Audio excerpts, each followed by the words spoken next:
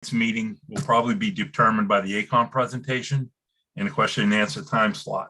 Some agenda items may be tabled to December. First of all, I'd like to welcome Doug Cope, our new member of the board, on board. Doug, you want to tell everyone a little about yourself? Sure. Thank you, Mr. Chairman. Glad to be on board. Looking forward to working with you all. I've lived in Rockland, well, for about 3 years now. Retired now. Worked as a reporter anchor for WBZ Radio for about 17 years. Before that, I worked for the state in various capacities with the State Highway Department, Emergency Management, and at the State House. Please forgive me if I ask some neophyte questions during these upcoming meetings. And I'm looking forward to being able to help out the town in its sewer needs, as it were. So thank you very much, Mr. Chairman. Thanks. And again, welcome on board. Thank you. One question I want to ask Elizabeth. Are you on a time constraint tonight? No, I'm here for your entire meeting. Okay. Make a motion that we approve the minutes of our previous meetings of August 19th and September 16th. Second. All in favor? Aye. Aye. Unanimous. Robin, do we have any drain layers license? Excuse me, do you want to do a motion to start the meeting? Geez, I'm sorry that. I'll take a motion to start the meeting. Second. All in favor? Aye. All right, thank you, Robin. I do. Layers? Thank you, Chuck, I do. Okay. I don't have any drain layers, no, I'm sorry. Oh, okay. How about abatements? I have abatements, I have 3 of them. First one is for 12 Hobart Lane. On July 15th, her water heater failed, leaked water into the crawl space beneath her home. She supplied a receipt from her plumber and her heating contractor. They replaced the water heater and the water alarm. So her quarterly consumption over the last 3 years has consistently been below the minimum. So we charge her $35 per quarter. An abatement of $59.60 would bring her bill to the minimum for the quarter that she had the leak. I don't foresee a problem with that. Are either you gentlemen? No. Dan? No. Make a motion that we approve the abatement Second. for 12 Hobart Lane. Do I have a second? Thank you. Second. Okay. All in favor? Aye. Aye, that's unanimous. Okay. Okay, thank you. Abatement request number 2, 4 Crabapple Circle. On July 30th, a pipe broke under the home and water leaked into the ground. She supplied a receipt from Hoadley that they shut off the water and repaired the leak. An abatement of $153.14 would bring her bill to the average of her last 3 seasonal quarters. I'd make a motion that we approve the abatement for 4 Crabapple Circle. Second. All in favor? Aye. Aye. That's unanimous. Approve the abatement for 4 Crabapple Circle. Thank you. And the third one is for 511 Union Street. On January 30th, a water pipe burst at the business and water leaked through the garage and into the ground. The owner supplied a letter from his insurance company documenting the leak and damage to his property. His quarterly consumption over the last 3 years has consistently been below the minimum, and he is charged $35 per quarter. An abatement of $446.65 would bring his bill to the minimum for the quarter. I'll make a motion that we approve that for 511 Union Street. Second. All in favor? Aye. Okay, that's 511 Union Street abatement is approved. Thank you. New connection moratorium, I believe, of Mrs. Scheller for 452 Gardner Street. That's correct. Is that you? Yes. Oh, hi, how are you? Want to explain what you're up to or what you need? My property is both in Hingham and in Rockland. And so I pay taxes to both towns. I have a barn that is actually in Rockland. I furnished pictures of the barn. I also had Dan Delpreet put together I guess you'd call it a sketch, a drawing. And what I am asking for, I've lived in my house for 40 years. At one point, the sewer is right at the end of my driveway. And we asked, and it's going back to 93, if we could connect. At that time, they said no. They then came back and said, yes, we could connect. But at that time, my husband, who was alive, we had put in our own septic for the house. But that's 35 years ago. I mean, I've been a widow for 21, 22 years.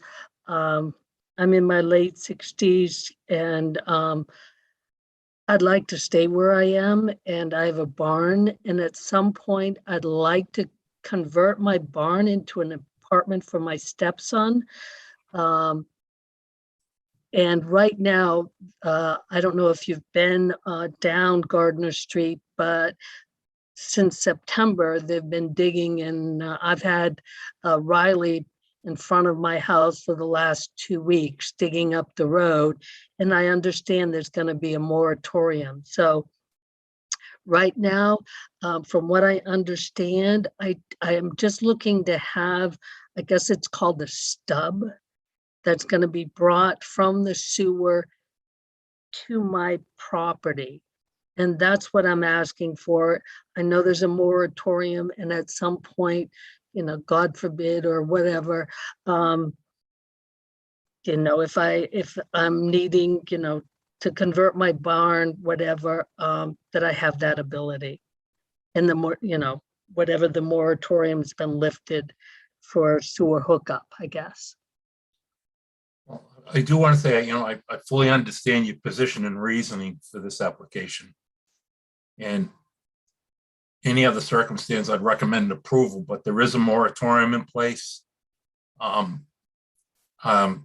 spoke with town council, and I think if we lifted that moratorium for your cause in this point, it would open up a can of worms for us so we can figure out how to end this moratorium. But right now, I think it would do more harm to us than good to approve that at this time. However, when the moratorium is lifted, I see no reason why this, because you'd be such a small user.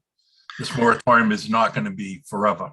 Okay, I guess the situation is this, because Hingham resurfaced the road in front of my house, and there's been a 10-year moratorium on doing any digging. And my reason for coming to you now is that once the road is resurfaced, there's not going to be any digging until who knows, 10 years. The town, I guess, decides that. And by then I'm going to be, in my 80s. When do they plan on lifting the moratorium to do that digging? I'm sorry. Could you repeat that?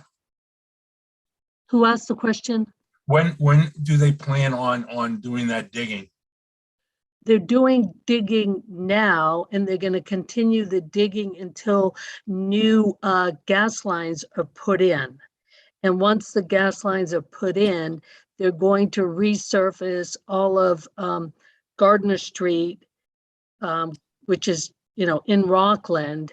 And I'm told that there's going to be a moratorium on being able to dig up the street. And a lot of times that's like close to 10 years. And I know in the town that's the case. And actually the gas company and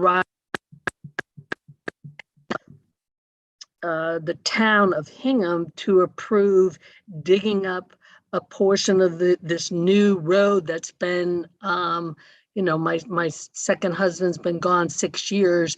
I'd say, they were able to finally get that approval to dig it up, but all I'm trying to do is get this stub put into my driveway. I mean, I'm not going to be connecting. It's just there. So when God, if I need to connect, then I go and get your approval. But meanwhile, there's going to be a 10-year moratorium on digging the street up. Keith, you got any opinion on that? Yeah, they're not paving Rockland until next year.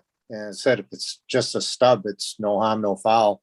I totally understand, just getting the stub to her property for a future connection. You don't see a problem with that? No, not at all, because there'll be zero flow.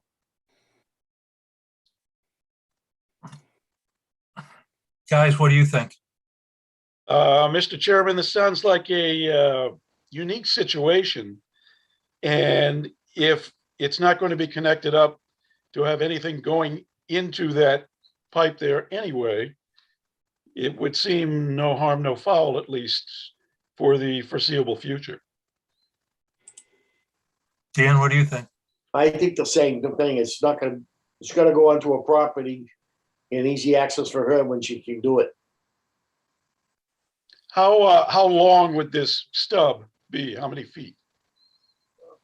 It would go 2 feet into her property, so total probably about, actually I got the spec. It is, well, it doesn't have the length, but it'd be approximately, 15 feet. You got 12, yeah, 12 feet, 15 feet to the thing. Is that a typical length? Say some are shorter, some are longer, but that's we'll just say that's average. Yeah. Michelle, can I ask you a favor? Would it be possible for you to come back again next month? I really would like to speak to council on this. Again, none of us see a problem. The issue before us is consistency, if you would. I mean, I agree with Keith completely. I don't see any problem with it. I just want to have some backup of counsel. We're trying desperately to figure out ways to lift this moratorium. I don't see a problem with it all, but I'm just worried about precedent. I understand. So if you would give us, I'll tell you what, I think we could write a letter to council. Let me think about that and I'll get back to you. But if you could come back next month, I'd be very appreciative. Okay, and Keith, thank you for keeping me informed, and I'll just look to Keith to let me know when that meeting is and if there's anything you need from me. Okay, then what I will do is I'd like to make a motion that we table Ms. Schella's request until the December meeting. Yeah, I'll second that. All in favor? Aye. Aye. Okay, thank you very much for your time. I'm sorry we couldn't give you an answer tonight. I perfectly understand, and I'm going to now obviously leave the meeting. Okay. Thank you. Well, just while we're talking about that moratorium, I was hoping when that thing was written, when we wrote the moratorium in June, that would have the CWP in place and be at least 5 or 6 months into it by December, we could review it. The town absolutely needs to have this moratorium lifted as soon as possible, not only to allow growth, but for us to generate revenue. Mm-hmm. It's a nasty situation. I mean, when we did it, it was convenient because water had done it and was hoping we'd have time. But I really think we have to make this the #1 issue at every meeting to discuss our options to do that. And maybe it'll be a little clearer after tonight's presentation by ACOM. I think we have a passage in that moratorium the most likely scenario that I could see right now, unless Keith or anyone else has any ideas, is that, and again, we're not voting on it, just food for thought, to maybe have the developers pay the funds up front and actually fix the amount of I&I that they have to remove, and, you know, still juggle that with our permit. I mean, we got to really come up with an answer, because we can't keep this moratorium on. We have to find a way to lift that. But thank you guys for understanding her dilemma, and Yeah, in upper 60s, I understand it. so do I. Huh? So do I. The representatives from ACOM here.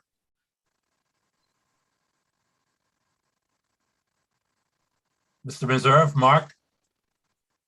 Yes, I am here. Can you hear me? Yes, we can. Yes. Wonderful. Of course.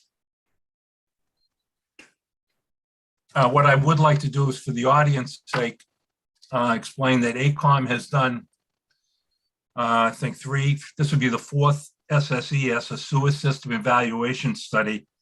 I believe that they were in, correct me if I'm wrong, Mark, 06 or 07. Oh, I know 08, 13, and now this one. So if anyone knows the system, it would be them. And so, Mark, with that said, the screen is yours. Thank you very much. Do I have permission to share the screen? Yes, please. I'm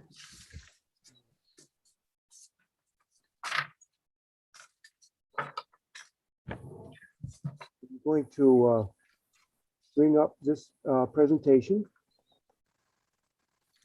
We don't see the, Can you see anything now? no, all we see is emails to you. Oh,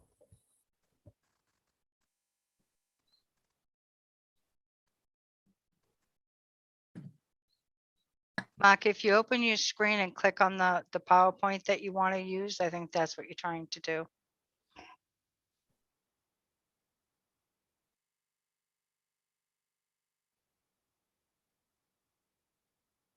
still nothing?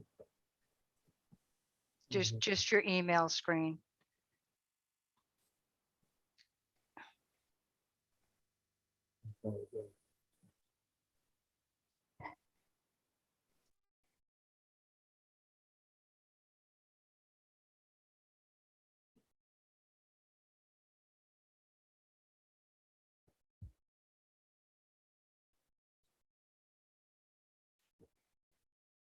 You got a quick message down there. You need to open up PowerPoint first, then the share screen, or the PDF file.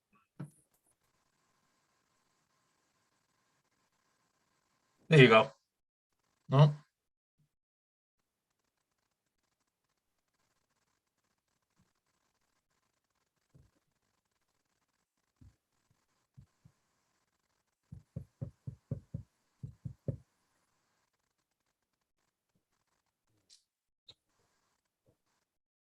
I'll tell you, Mark, would you like me to open mine, and you could just tell me when to click and go back?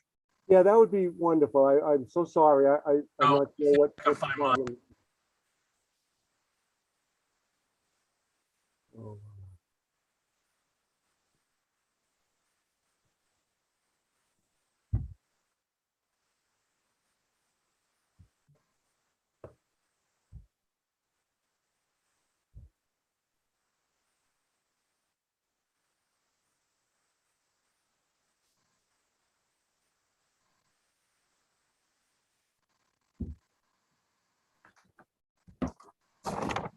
No, I'm at the loss too. Let me try this. So it wasn't able to open up you had been sent that as an attachment and you were Yeah, able to open up. I'm having the same trouble. Oh, gosh. Well, can you wing it, or? Yes, sure. Absolutely. Good evening, everyone. I'm Mark Meserve. I'm the project manager for AECom. I've been here about, I mean, I think I have something here. I mean, I'm sorry, what did you say? I think I may have something here.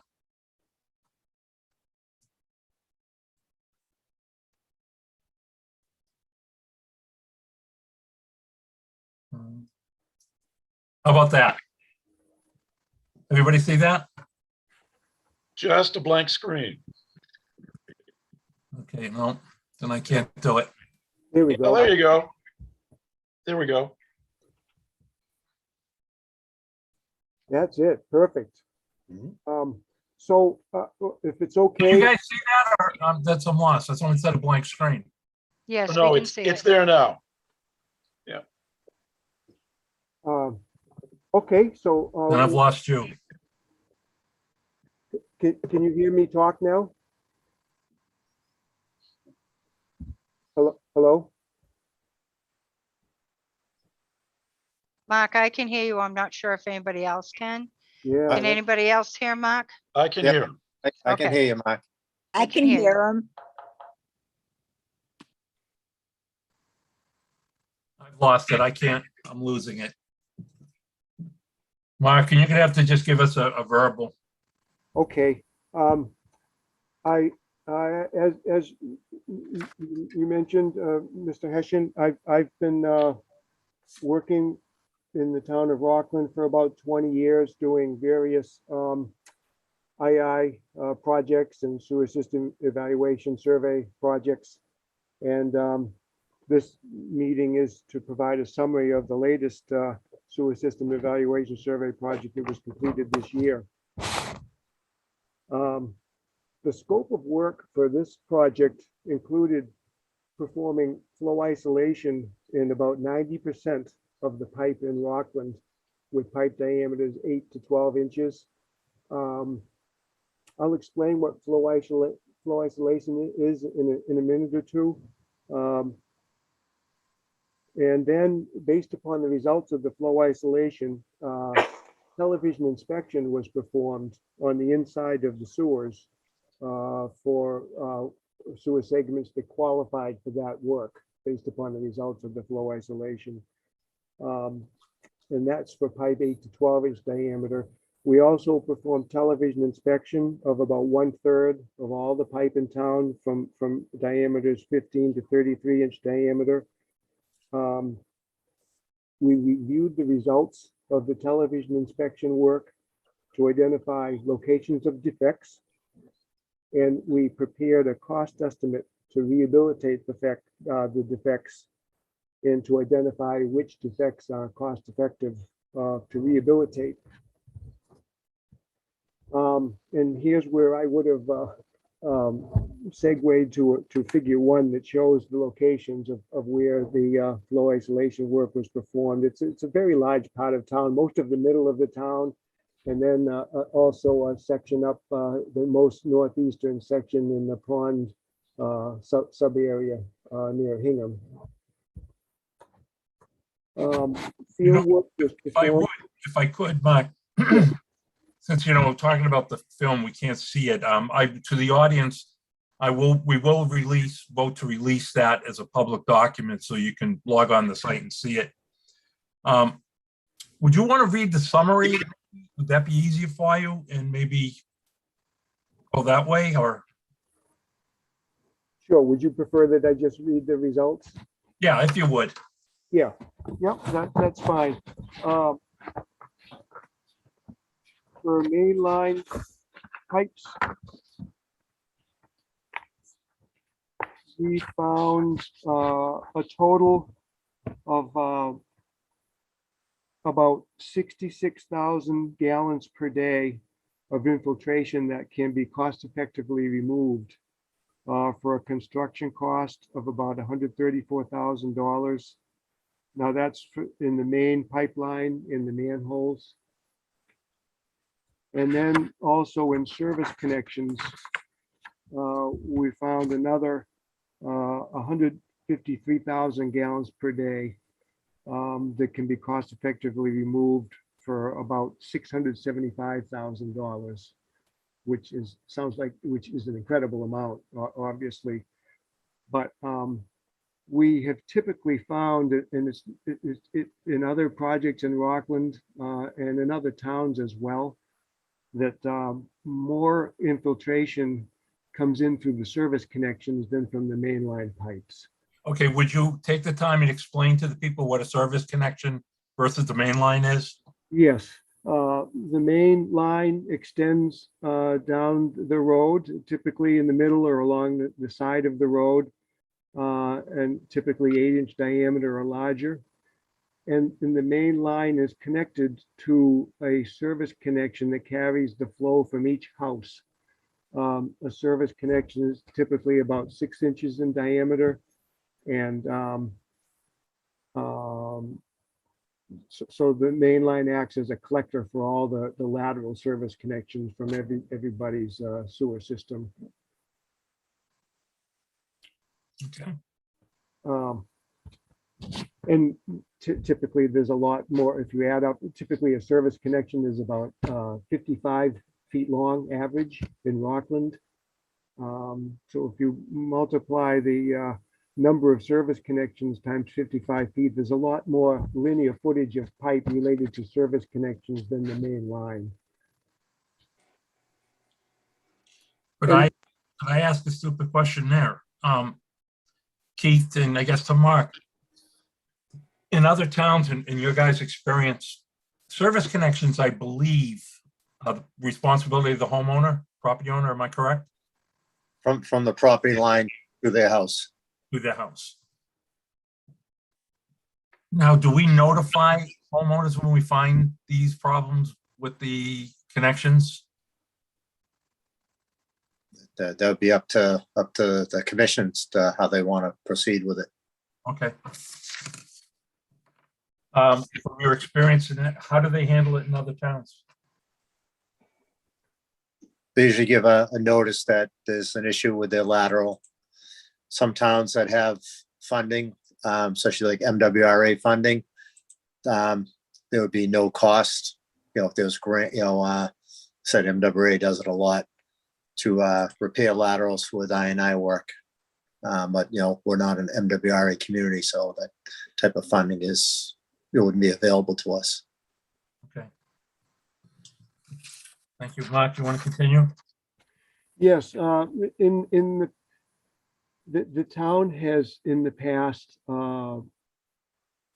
initiated several projects to remove infiltration. And let me just take a step back for a minute. The types of infiltration defects that we found in the main line pipes was mainly from leaking joints and from broken or cracked pipes. And I had a lot of photos of these types of defects in the presentation, where you can see water spurting in from the joints or from the broken pipes. And it's the same thing with service connections as well. When the TV camera traveled down the main line pipe, the operator swerved the camera to look into the service connection from the main line pipe. And in many instances, you could see the joints of the service connection leaking right on the camera. So over the years, Rockland has initiated several rehabilitation construction projects for both the mainline sewers and the service connections to seal the leaks, either by testing and sealing the joints or by installing what's called short liners, which is a trenchless technology where a length of cured in place pipe is inserted where the broken pipe or the defect is, and it becomes a pipe within a pipe, a short piece of pipe within a pipe. That's very effective in stopping the leak. Keep going. Keep going, please. The town has initiated a couple of projects where they've tried to rehabilitate service connections as well, by the main method is by installing a cured in place pipe from the main line into the service connection, which becomes a new pipe in itself and can be extended up to 100 feet from the main pipe, effectively sealing the entire service connection. Obviously that's expensive, and most quite often there isn't enough money to do that. So in the past, the town has picked certain neighborhoods, for example, that are worse than others, and sealed, let's say 20 or 25 service connections at one time under one construction contract, whatever money was available at the time.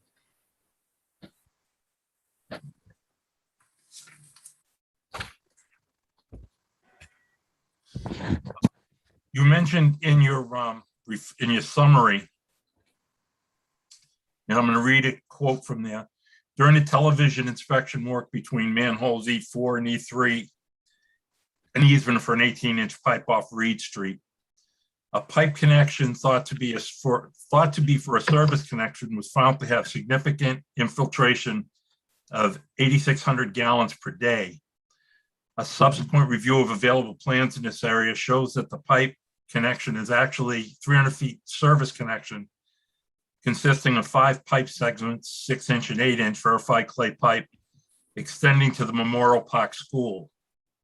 We recommend the 5 pipe segments receive follow-up CCTV inspection during high groundwater period to determine pipe condition and location of infiltration source.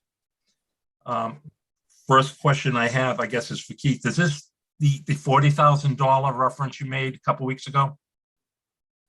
You have that checked? For me? Yeah. No, So this wasn't part of that one? no. Okay.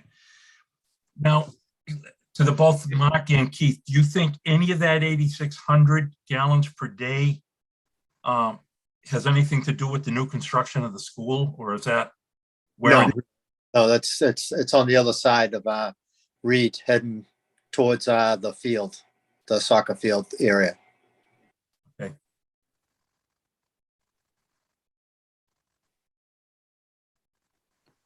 Yeah, from what we saw, we could only see that entering into the main pipe. And then based upon research of record drawings in that area, that's how we found that there were additional pipe segments upstream of that. So yeah, the next step, if that was to be pursued, would be to send a camera up that 300 feet to confirm where this flow is coming from.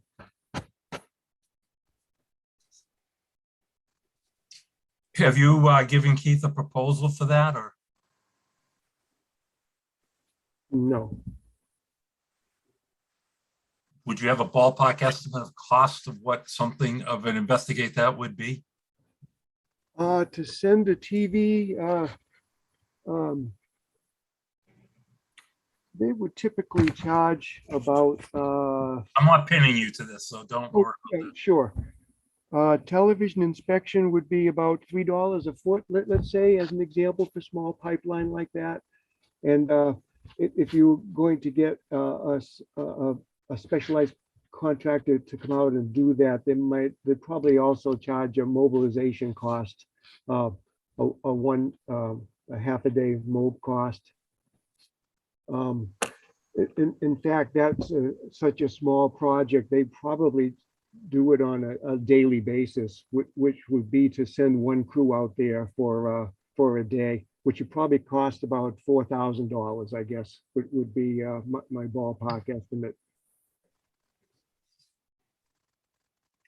Keith, do you feel that'd be a wise thing to do? Yeah, 8,600 gallons. Me personally, there's bigger fish to catch than, yeah, it's not let them all go by. No, but I'm wondering, my thought process, if they're doing the new school, maybe if it has to be repaired, they could help with the excavation. Oh, no, you can't. Okay, it's not nothing to do with that. Yeah, it's nothing to do with school. It's out on Reach know exactly where the manhole is, but adjacent from the soccer field, the right side of it. Or I guess it was for a possible future development back. What would be your recommendation as far as that, about that section? I'd just plug it right in the manhole and then deal with it at a later point. Okay. Thank you. Okay, I'm sorry, Mike, do you have any more, or, because I've got some questions. So we're talking roughly $809,000 to remove 219,000 gallons of infiltration. Yes, if the town wanted to pursue the service connections, which typically considered on private property. The easiest apples to pick for this type of work are always the defects in the main pipeline. So we sort of separated that out, the flow that we found in the main pipeline and the cost to rehabilitate that versus the flow from the service connections. But still, the bulk of leakage is from the service connections. Yes. Yeah. And I have to say that this is not unique to Rockland. Service connections have always been a very difficult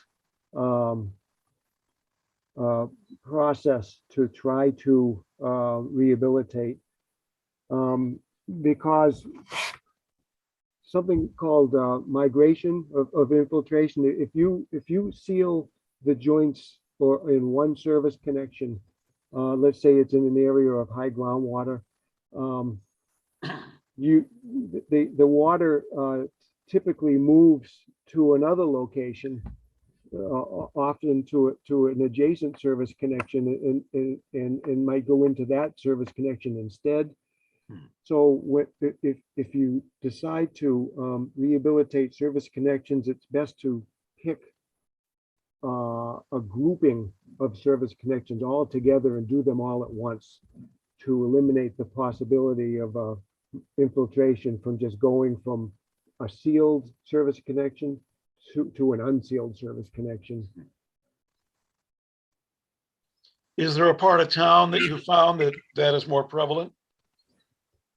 There are some locations where we found groupings of service connections. One is up near the John Dunn sub area. Hang on just a second. And are these older service connections? Sorry, Doug, would you repeat that? Are they older? Are these older service connections also where you're seeing the most leaks? Yes, they are. Most of these service connections consist of vitrified clay pipe, which was constructed commonly in the 60s and 70s. Around the end of the 70s, early 80s, construction changed to be polyvinyl chloride pipe, which is much less brittle than vitrified clay and has longer distances between joints. The vitrified clay pipe has small joints, just 3 to 5 joint pieces. So there's a lot of joints that allows for more access for infiltration. So yes, I just want to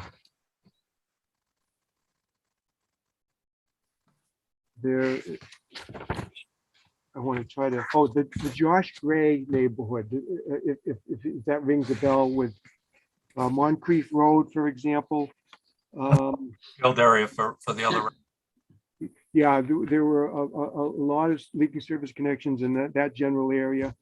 And also Howard Street, for example, which is another area that we typically have found a lot of leaking service connections. And those of the two where if we were going to do groupings, that's where they would be around that area. I could identify a better plan for this if you'd like me to. What would be your estimation of I&I we could remove from those two areas combined? Again, I'm gonna ballpark you. We don't have the tables in front of us. Would it be a good hit?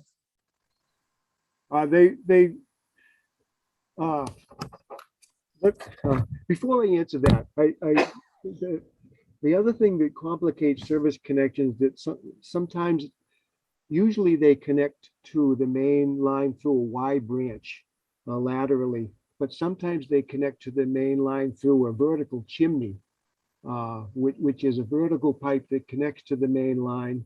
And then the top of the chimney connects to two lateral service connections that one goes to each side of the road to pick up a house on each side. And the service connections that are easier to fix, so to speak, are the service connections that are connected to a Y branch. The service connections that are connected to a chimney are much more difficult to rehabilitate because the chimney piece cannot be fully sealed without excavating and replacing.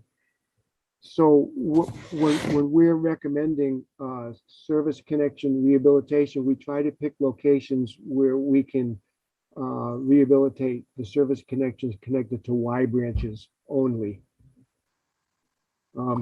But in the answer to your question, if we group some of these together, let's say we could remove maybe 50,000 gallons per day per group. Maybe 10 service connections could comprise that amount. So you're saying probably 50,000 per group. Yes. And how many groups would you say? 2, 4? Well, from the work that we did from this study, we did find 2 distinct groups, locations where there were groupings of service connections that were leaking close together. All right, so that'd be, And of course, some service connections are only leaking 1,400 gallons a day, and others are leaking maybe 6,000 gallons a day. So, you know, the rate of leakage varies for the various connections.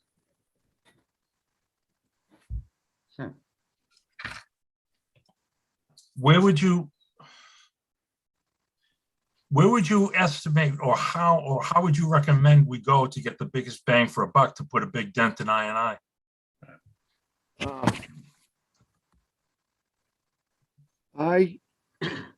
From what I've seen, and again, it's not just in Rockland, it's in other towns as well. There are multiple sump pumps that are connected to the sewer system. And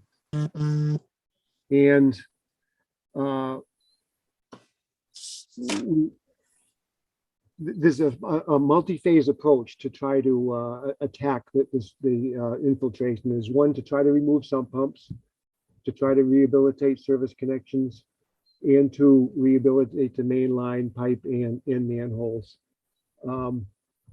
The problem is if you do just one type, you won't realize a big improvement unless you try to do all of them together. You're talking sump pumps. Yes, sump pumps. We did do in 2 or 3 years ago, in order to identify sump pumps, you do what's called house-to-house surveys, where you try to get somebody to come in the house and observe to see if there's a sump pump connected. And 1,000 houses were chosen for this. The problem is you have to get permission to come in. It did that a couple of years ago. Yes, and we out of 1,000 houses, we found maybe 10 sump pumps. But the problem with that is that the people are aware that maybe they shouldn't have the sump pumps connected to the sewer, and we had a lot of refusals, and the refusals could very possibly be locations of where there are additional sump pumps connected. So we came up with a plan for the town to try to have all houses eventually inspected. For example, when a house is about to be sold, the plumbing inspector or a building inspector needs to go in and inspect the house to make sure there's nothing connected. I believe Rockland does that. Pardon me? I think Rockland does that. Another way is there was a moratorium where messages, a letter was sent to all houses in the town that explained the problem with infiltration and how it's taking up space in the sewer system, and offered to have the town remove and relocate their sump pump to be legal instead of being connected to the sewer. And the reason for this moratorium was we were hoping that people would say, yeah, I have a sump pump connected to the sewer, and here it is, town of Rockland. You're giving, you told me that I had 90 days to let you know about this, and you can take care of that. That wasn't all that successful either. We didn't find all that many residents who were ready to say that they had sump pumps. But I think there's probably I don't want to throw a number on this, but let's say there's 200 sump pumps in the town connected to the sewer, times an average flow of 5,000 gallons a day, 5,000 gallons, a day. That's about 1 million gallons from sump pumps. Fortunately, people don't understand that. Jump a little bit. Your report also mentions that there are pipe segments with greater than 4,000 gallons a day scheduled for follow-up. Is that in the schedule, or? Yes, the pipe segments, that the flow isolation work ranked segments based upon gallons per day per inch mile. It's a complicated formula, but that's what the Mass DEP uses to determine whether a pipe segment qualifies for follow-up television inspection. So when we completed the flow isolation, we prepared a list of each pipe segment and how much flow in gallons per day per inch mile was found in that pipe segment. And each segment that had 4,000 gallons per day per inch mile or more was scheduled for TV inspection, which was performed.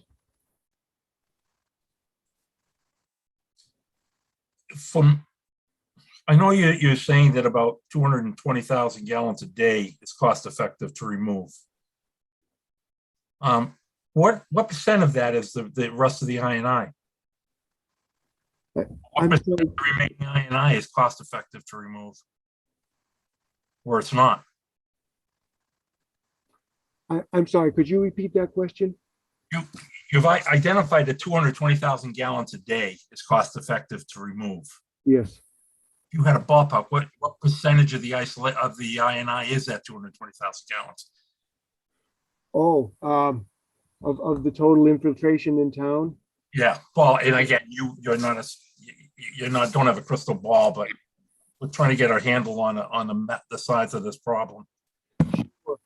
Keith, do you know of the minimum nighttime daily flows at the plant? Any chance? Is it like a? Well, the average flow at night is, without wet weather conditions is like 1.1 to 1.2 million. Okay, so typically the nighttime flow is about 90 or 95% infiltration. Right. Well, we run about 90% I&I. 90% I&I. So if it's 1.1 during dry weather flow, that's about 990,000 gallons of infiltration at the plant. So that would be the whole town. But it's much different during wet weather. During wet weather periods, I think it goes way up, right, Keith? Correct, yeah, we'll run, 3 to, all depending on the amount. But yeah, we'll be, in the 3 million range. Yeah. Sometimes, obviously a lot higher.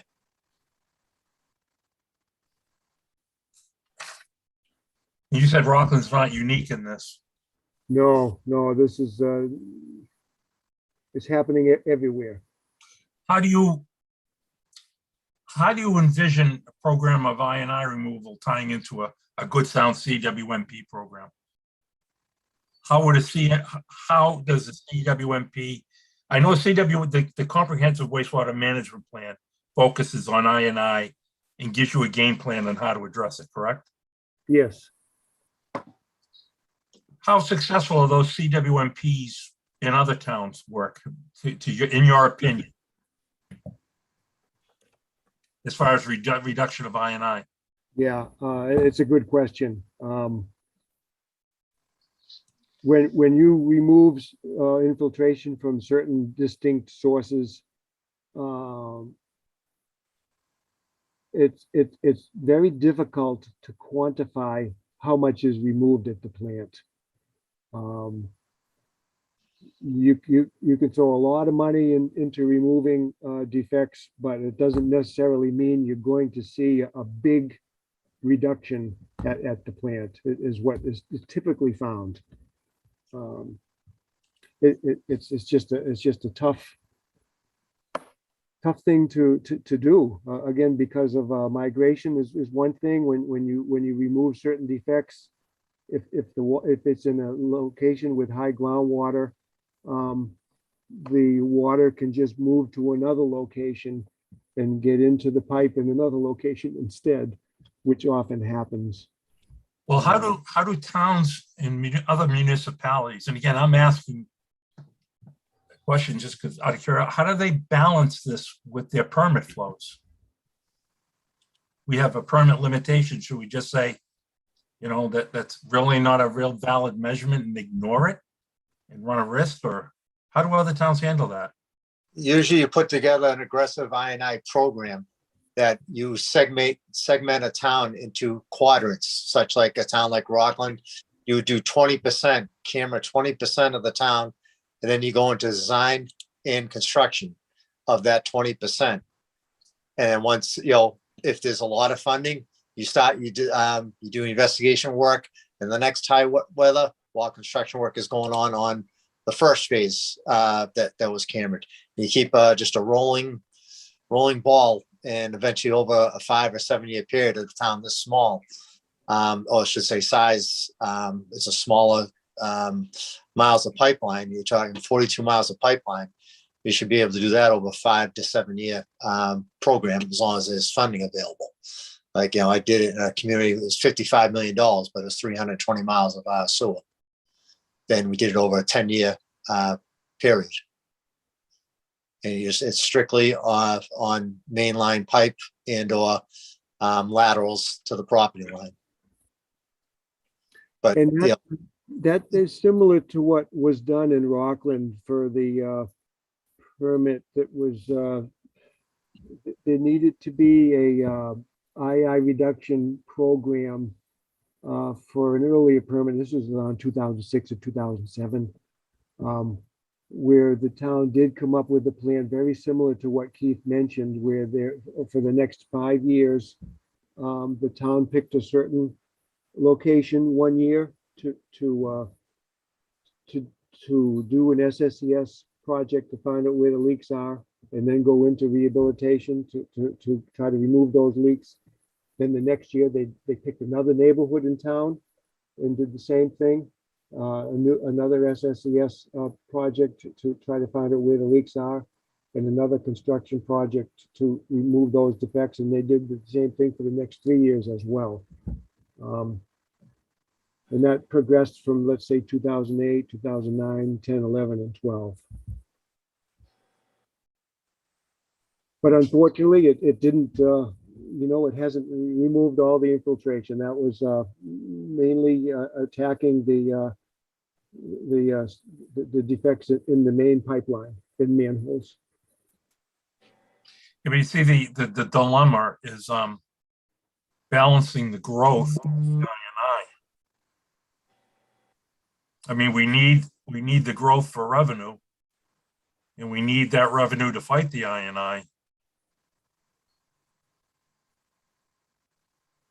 But it's just a catch-22 because you're never gonna. It's like you're just chasing a tail. It's a ghost.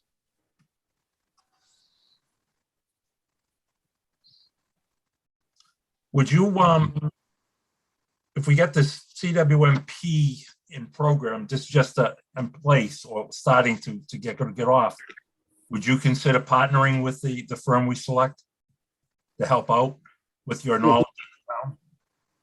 Yes, of course.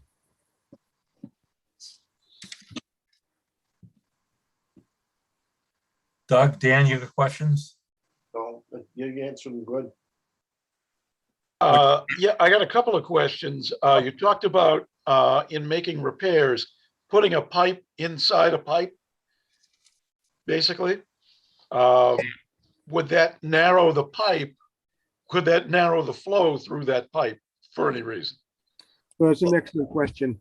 What they do is it's secured in place pipe where it starts out. It's a material that's soaked with resin, and then it's inserted into the location where it needs to be.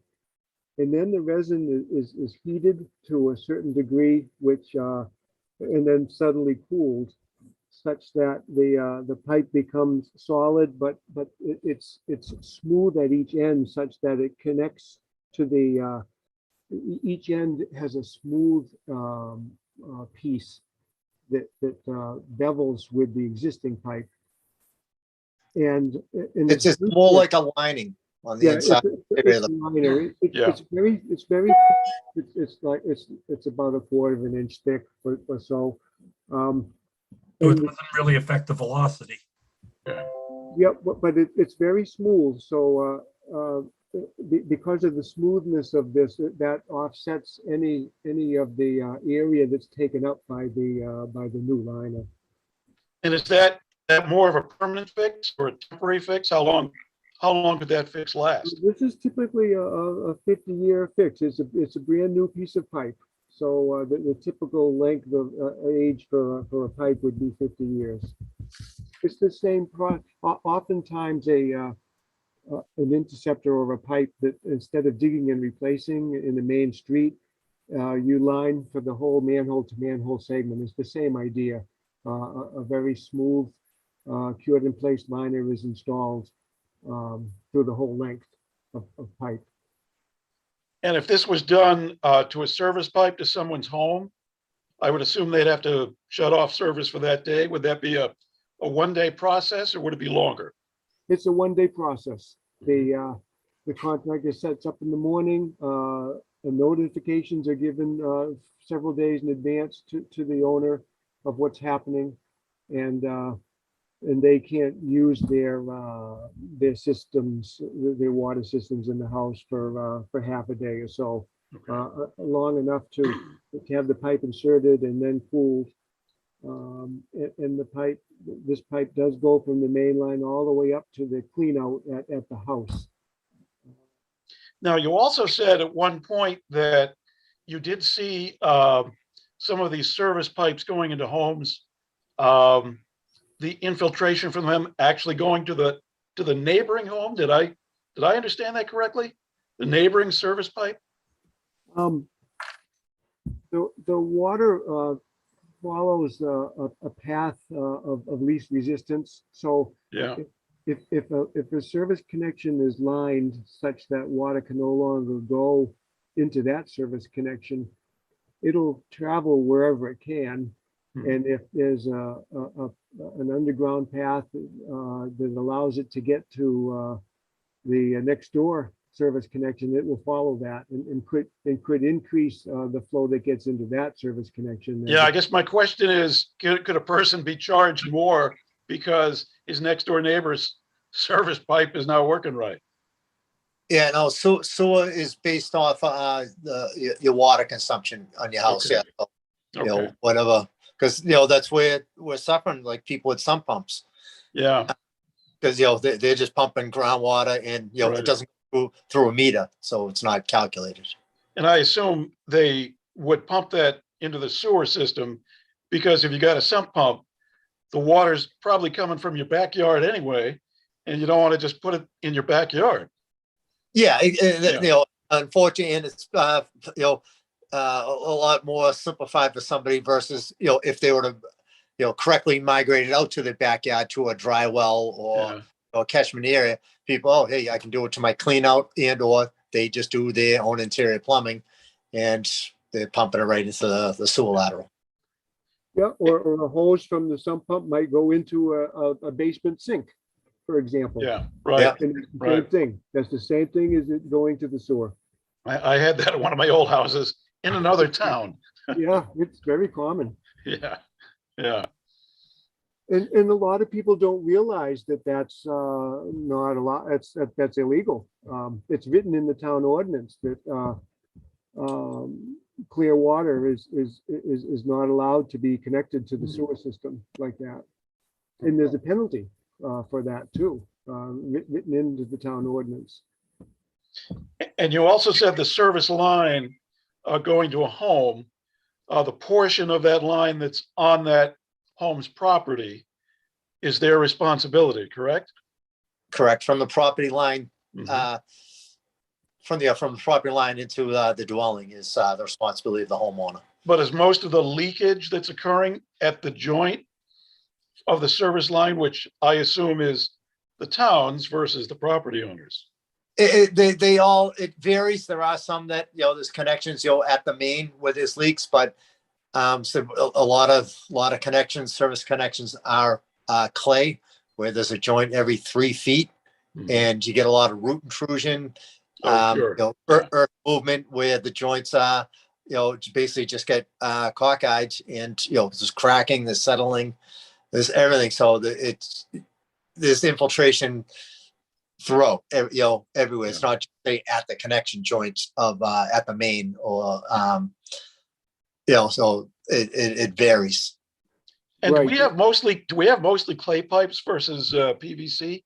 It's mostly clay pipe. Only the newer neighborhoods, anything after 1985 is PVC, but prior to that, everything is clay, and the town is predominantly clay pipe. Yeah. And you Do we have any units on septic at all? Yes. We do. There are, I think it's 21 connections in the town are on septic, 21 or 25. It's not a lot. Right, right. Small percentage. Correct, yes. About 7,000 users connections, Keith? We have 5,981 connections. Wow. And how many are leaking? 5,980. I knew you were going to say that. Yeah, no, obviously the newer neighborhoods that you know, that everything is PVC is they're in, you know, pretty good shape. There's, you know, very little I&I in some of them areas. And the only I&I you get is people that, you know, get water infiltration into their basement that are, you know, using sump pumps. Yeah, yeah. So with what you just said, Keith, it would lead to believe that, and a lot of people are going to hate this, when I'm saying newer developments don't run the risk of contributing more I&I to the town. Correct. It's you know, we've been in the newer developments looking around, and there's very, very little going on in the new developments. Not saying it's 100% foolproof, but Yeah. the majority of it is in, you know, the older neighborhoods and the neighborhoods where there's very, you know, high groundwater. But it's predominantly, you know, the older neighborhoods that have, you know, it's all clay pipe. This clay pipe is porous, and you know, it's just, there's so many joints. It's just Well, that makes sense. Well, Keith, let me ask you a question now. And from experience, what would it benefit us to take for us to take the money from a developer that wants to connect to the town? Or just say, hey, you've got to remove the 200,000 gallons of I&I, find it and remove it? I mean, how would you juggle that? Or would you rather just see money come into the, Me, and we fight it? me personally, you know, being around this and doing this, it's a lot more beneficial for the town to collect the money, and then the town goes after areas and you know, puts together plans and aggressively attacks areas. Like, you know, we have an area that George Street and Vernon Street, it's almost whitewater rafting, and one of them is an old connection from the Kennedy School, but there was a trailer or some portable building that's no longer there, but it's a lateral going into that property, and the water is just flowing in. And all around that area. And there's also service connections too that are bringing in a lot of I&I. There was a plan as part of that earlier NPDES renewal permit back in 2006, 2007 that was generated by the town with the ECOM to have contractors, before connecting to the system, to remove a certain amount of II, and it was something like 10 to 1. 11 to 1. Yeah, is that what it was, 11 to 1? Yeah. Yeah. And the idea at that time was the town would provide to the contractor known locations of II defects, and the contractor would go in and fix those. But I can't remember offhand if there was another option where the contractor could also go and find them on his own. I have to. I think the way we work it, I believe, and Keith jump in, we collect the money to fight I&I, but you know, we're faced with a double-edged sword with an aging system, unfortunately. And Rick would attest to this. Some of that money had to go to keep the place running, keep the equipment running.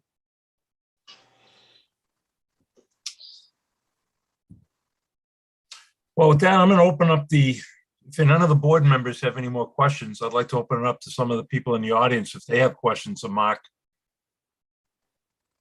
Anybody? I have a question. Well, do me a favor, please identify yourself with an name and address.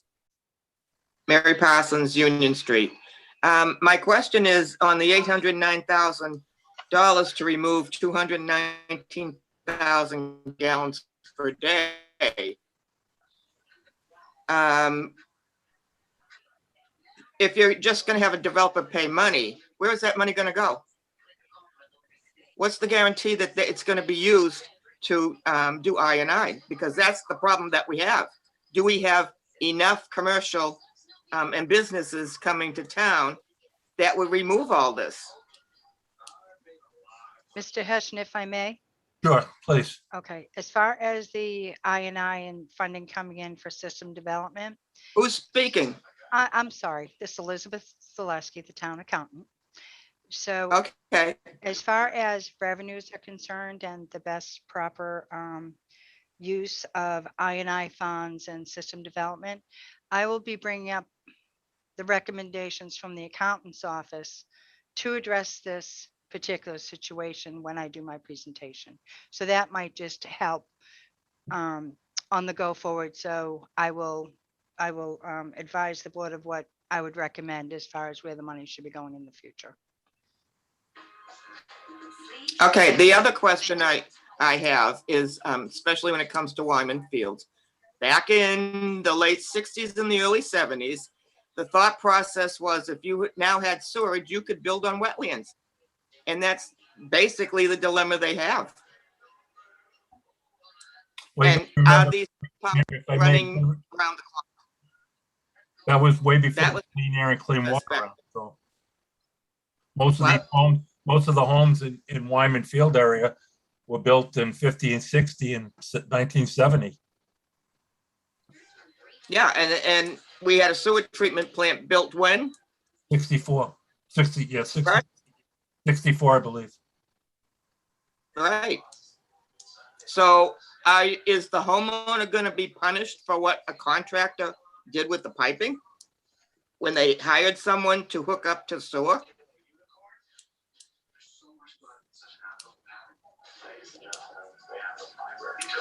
Anyone Good, no, that's a good question. telling me they need to pay for what's leaking into the system? Well, it'd be very hard to go back to the 60s and tell people they gotta pay. Well, that's what I'm hearing.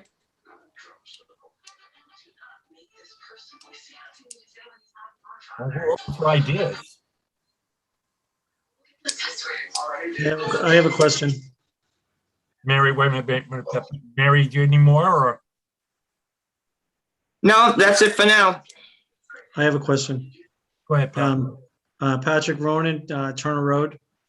Are we in the position right now to allow major developments to come in and not fall further behind before a facility upgrade?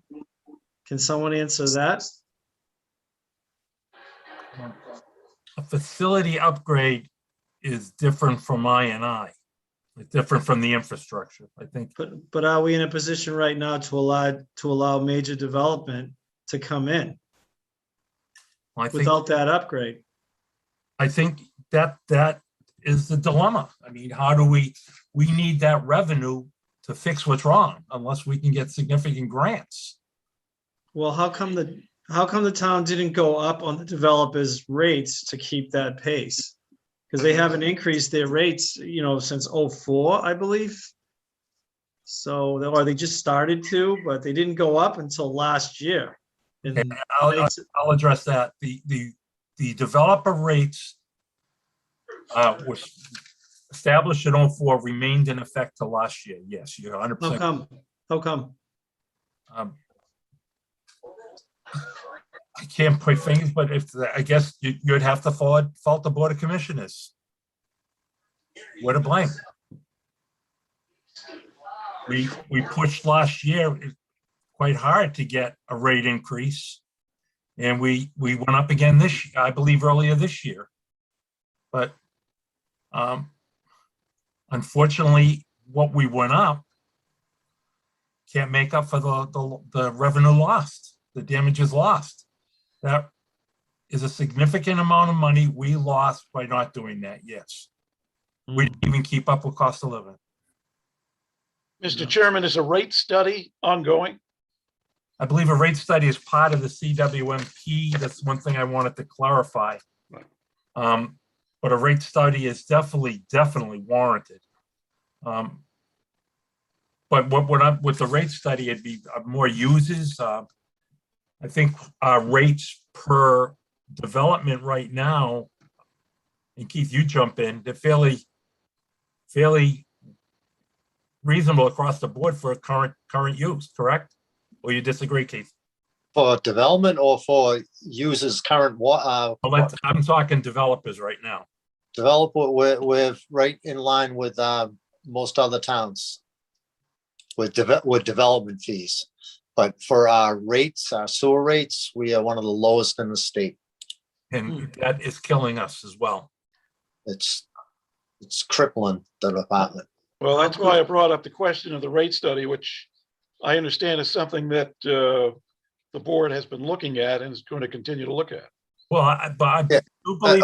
I think right now, well, the topic was made. Why don't we defer to Elizabeth right now to talk about the rates? I think right now would be perfect timing. I agree.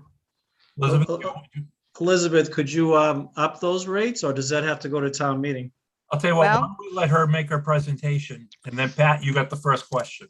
Sure. Okay, my think question, Has Mr. a Chair, question first. I'm sorry, Sherry Valley, you had your hand up? Okay, I'm if you sorry, could take Sherry. Ms. Valley. Sherry Valley on Pond Street. Before you get into a presentation, can you tell me if poor road drainage would contribute to this I&I on the property owners? On Pond Street, we're known as the puddle people. Yeah, Well, it all kind of plays into each other. I mean, we start fixing sewer mains, it's gonna start pushing the groundwater to the drainage system.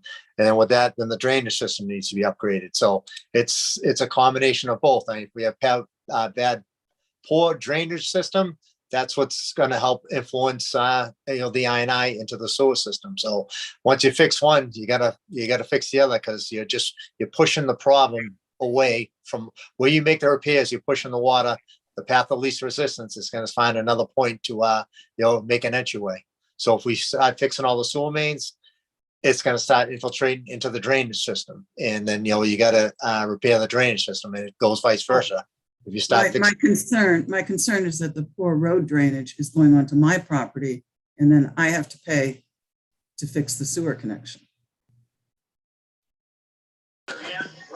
again, that goes back to probably the commission's problem of not going up on our rates and keeping pace with the industry. And again, we're in this dilemma now. And unfortunately, we can't go back in time. It's how we move on from here. But like I said, we cannot keep going the way we are with the moratorium and not bring in revenue to keep up with these repairs. It's a double-edged sword. Elizabeth, can you jump in now, please? Sure. I just want to make sure that you are ready to go forward based on your agenda. Well, Did I think Keith hit the right thing to do is come up, you to jump in at this point. Okay. The other stuff we can take care of, but this all ties in. Okay. I do have 4 graphs that I would like to present tonight, and I'd just like to give a little bit of a background history. I am the town accountant here in Rockland. I started on May 28th, 2019. When I came into the town, I immediately noticed you had a rate disparity issue. I brought this up from the day that I started. I have continued to bring this up, and I did a presentation on August 19th recommending a rate study because of the severity of the financial situation of the sewer department. Now, part of my job is to look at the rates for all of our utilities, water, sewer, trash, to ensure that we are getting the revenue to make it self-supportive so that we can operate without any deficits or detrimental impacts to the community at large. What I am going to show here is several graphs, and I will share my screen. I think that's the one I want. Okay, I assume that you can see my screen at this point? Yes. Okay. Yep. This first graph is what's called actual sewer revenue versus voted budget. I think it's important for the community at large, as well as the commissioners, to understand where does our revenue come from. The revenue that's allowed for a budgeting purpose comes straightly from sewer user fees, not from your, it should not be coming from your sewer development fees. It should not be coming from your interest, things like that. That's revenue that you cannot depend on. So that should be unbudgeted revenue. So your budgeted revenue should only be sewer user fee. Now, in this graph, I took data from 2010 up to 2021, and I created, it's Christmas colors, but I think it also has an impact because the green represents revenues received and red represents the budget that had been voted. So if you look over the course of history, starting in 2010, straight up to 2021, your revenues that are coming in from user fees is in serious deficit based on what you've been budgeting.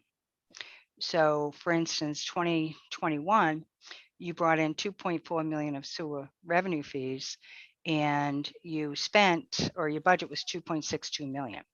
So you want to even bring in the revenues to cover your budgets. So that is a very, very big issue. And if you look at the history across, I put the data down the bottom because graphs are great, but if you don't really see what the numbers are, you can't really connect. So the numbers are down there. I would like to go on to another graph, but before I do that, does anybody have a question on this graph? Nope. Okay. Yeah, I kind of have a question with that graph. You're Okay, saying I'm sorry, can you identify who you are? Because I really can't see. Mary Parsons, Yes, ma'am.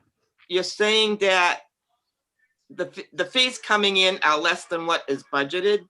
Yes, ma'am.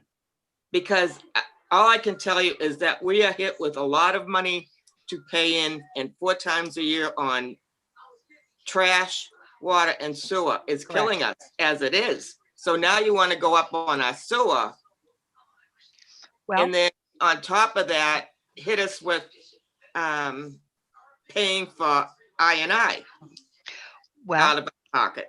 if I can continue on with the presentation, Let's hold the.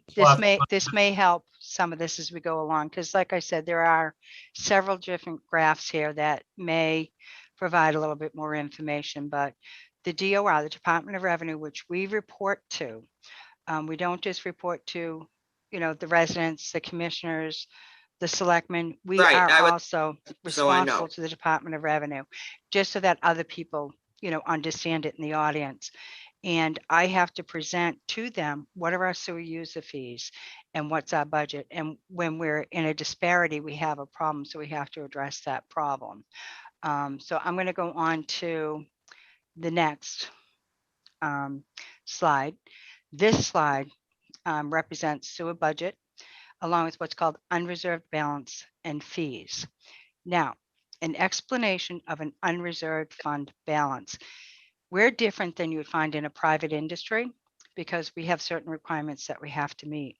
Here for the unreserved fund balance in fiscal 21, if you look at the numbers, it says we have 1,998,886 in a fund balance.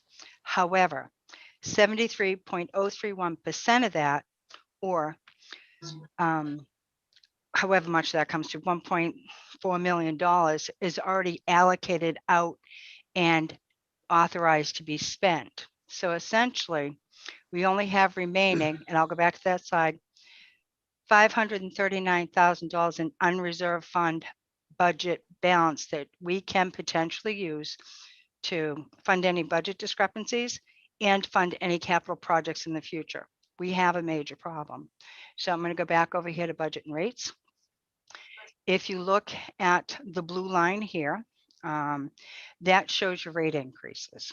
So in 2010, the rate was $3. In 2011, it went up to $3.90. It stayed stagnant until roughly, let's say right here, which is 2016, which you went up to $4.49. And again, you stayed stagnant. And in 2020, there was a rate increase of roughly 49 cents, bringing it to $4.94. However, it was not enough to even fund your operations. So you have a structural deficit, and this structural deficit continues to grow. In my presentation that I did in August, I showed a history over the same time frame that over this past 11 years, the sewer department has essentially lost or not received income in roughly $986,000. So each year you are progressing with a loss. So for 2021, in my presentation, I had I believe that you're going to be running about a $216,000 loss. It's actually more like 260. So a loss like that is not sustainable year to year to year. So the unreserved fund balance, and we get to the budgeting aspect for fiscal 23, you will not have any money to do capital projects. And at this point, because your rates here, I'm sorry, get back over here. Your revenue being brought in is $2.4 million, but your budget is 2.6. You're going to be looking at a budget cut to bring you more in line with what your revenues are collecting. So that could be a potential $260,000 budget cut. And this is why the urgency of a rate increase, I have been stressing this repeatedly. because you have a very large structural deficit. Now, this last graph here, it says sewer department revenue versus expense. Now, one of the things that were brought up by Mr. Ronan was the sewer development fees. Where are those fees going? And my recommendation would be, and this has not been done from what I can see in the past, is that any sewer development fees should automatically, when they come in, they don't go into the sewer enterprise fund account. They would go into a sewer capital account. So that money is reserved for capital projects. And you can only spend that by vote of town meeting to fund all these projects you have. Mr. Meserve stated that you had approximately $800,000 that you're going to have to spend in I&I in order to recoup 216,000 gallons a day, or, you know, I'm not a sewer person, but, you know, that's $800,000 that you don't have. So I know that a rate increase is difficult. I know that nobody wants to pay more money. This has been a very stressful year for everybody. The trash rates went up. That's because they went up because they were also stagnant. The water department is looking to the future so that they can start to fund their projects that they know are coming up. And in order to keep the sewer department stable fiscally, it's recommended that you have a rate increase, and you cannot wait until you see WMP reports are done. This is an immediate need. Elizabeth, do you have a recommendation on a rate? Do I have one? Yes. I do. And this is only temporary. You will need the rate study. I know that there was a proposal that was issued for the rate study, and that rate study is roughly $45,000. But for the time being, just to try and get you over this hump, I'm recommending that your rate go up by $1. So $5.94, that would be effective as of January 1st to try and get some money back in your coffers, get you on a more stable footing so that in FY23, once we have what's called free cash or retained earnings certified, you will have money to continue on to do these projects that you need to do. And currently, you have an I&I, you only have $183,000 available. There's no more money for you to go out and get more. Now, there's always the chance to go and borrow. Okay, well, let's go borrow some money to do some I&I to the tune of $1 million. That's wonderful. But how are you going to pay that note back? You will have to raise your rate just to cover the cost of the note. So you're in a major, major financial issue with a catch-22. And unfortunately for me, I tend to be the bearer of bad news, which I don't like to be, but my job is to inform you as the commissioners and inform the public who may be in the meeting of the circumstances that I am seeing. And that is what I am seeing. If we did the recommended rate increase, do you know how much average a user's quarterly fee would go up? I do not. That would be up to the your quarterly fees are all based on rate. Okay. So Right. if your minimum quarterly fee right now is $35, all right, so it's $36. You know what I mean? That's where you need the professionals to come in and help you with the rate study. This is where your superintendent is experienced in this type of work. This is where his knowledge would have been extremely valuable to the sewer commissioners to help dig the sewer out of this hole. You know, we're here to do a job. We're here to do our best for the community. And sometimes our jobs are not easy, but that is our role, to do the best we can for the community. And I would, before Mr. Nastasia leaves, I would ask him, he only has a couple of days left before unfortunately he leaves our organization. I would ask him if he could come up with some type of an average as how it would impact the community and the households. Yeah. And I want to go on record as I am the one that held up that rate study because I believed it was part of a proposal by the original proposal of the cost, the CWMP. I still am not sure, but I could see the urgency. Elizabeth, question to you. Yes. This is not going to go over well. Unfortunately for me, nothing I do goes No, over I well. know. It's the role of the town accountant. Would you be willing to participate in a public hearing in the short term to help explain that to the masses? I would be more than happy to present the same thing I see here. I am not a sewer expert.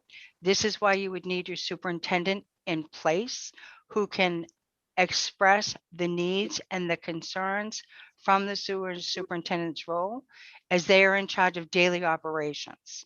They have the best understanding on how the operations run, how their budget should work, and they are one of the most integral part of any department, be it the sewer department, the water department, the highway department. That's why you need this assistance. We can't go off on our own and become an island. I can do this all myself because, I know and I want it to be this way. You can't. You need to have professionals. You need to have people who understand the roles to make the informed information available to those making the decisions. So my recommendation is that you do your best to utilize Mr. Anastasia's knowledge for as much as you can in the next couple of days, if he can assist in this. And if not, you need to appoint an interim, which at this time, I believe last night at the meeting, you agreed you would be appointing Dave Taylor as the interim, who had done this before. You cannot wait. I cannot stress this enough. If there was a way for the community as a whole to keep Mr. Anastasia, I think that would be the best situation possible. But I don't know if that can happen. He has commitments. He has other things in his life that he would like to do. And I wish him luck. I'm just very sorry to see that this situation has gotten to this point. But again, we all work for the community as a whole. We don't work as an individual. You try to do something on your own, you fail. You work as a group, you work together, you succeed. And that's the role we need to succeed as a community. And if we did less than $1 increase, we would not be able to make up the deficit without a budget cut. Correct. Yeah. Correct. Even at this point, Yeah. if this rate increase isn't, and this is going to be even harder, this needs to be a mid-year rate increase. This has to be effective January 1st in order to start getting this money built back up into the system so that come fiscal 23, your budget is going to be minimal. Okay, we're going to do everything we can to keep you on track, but you don't have any money to subsidize your budget because right here, you only have $539,000 available to subsidize your budget. As the accountant, I would not be fiscally responsible if I let you spend this money to subsidize your budget, because then you will be broke. You will have a problem. And the infrastructure problems that are going out to the future for the community are substantial. Yeah. We know this. And in order to succeed, some of this rate, once we get us back on track, you are going to have to start putting your money away every year into a capital stabilization fund. Be that your sewer development fees, that's the easiest way to move that money over. It doesn't get misconstrued with your budget.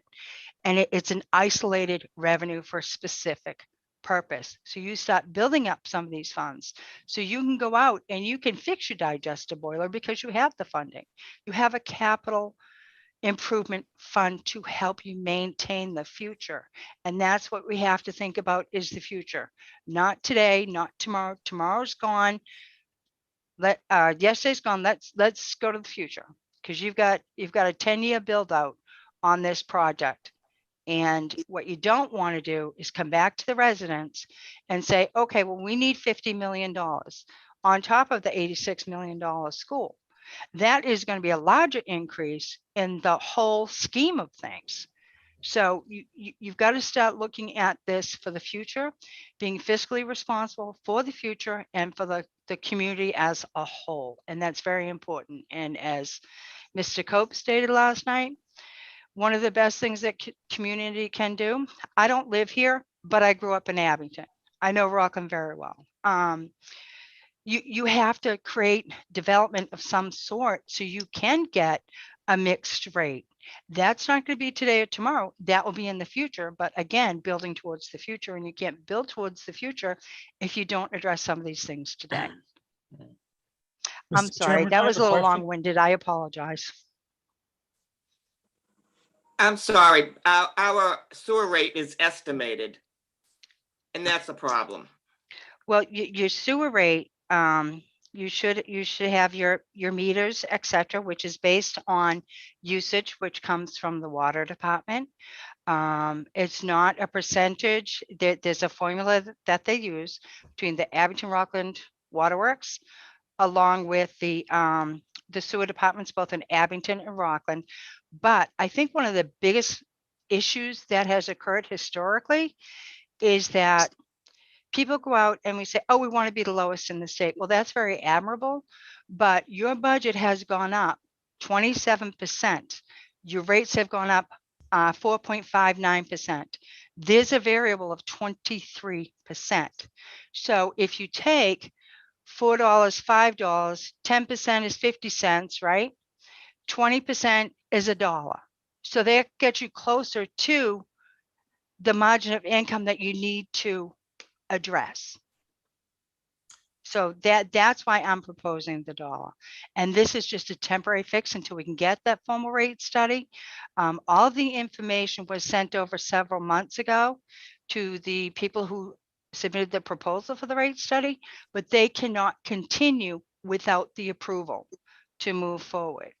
And the proposal had an expiration date. I think it was either 30 days from the date of the proposal. Someone, hopefully sewer superintendent, can work with these people and say, hey, we've had a couple of issues. Can we keep our rate and not have the rate go up for the study so we can get this done? So that's where we're looking. I understand. I assume that was Mary Parsons' voice that I heard. I understand. I understand the taxing situation here in Rockland. I understand the tax burden. And unfortunately, years and years of, I don't really want to say neglect, but years of not paying attention to your infrastructure, not paying attention to your buildings has caused some of this issue. And that unfortunately, what's the old Midas? You can either pay me now or pay me later for Midas Muffler. Unfortunately, it's now later. Mr. Chairman, can you hear me? Mr. Chairman? Hold on. Oh. Yes.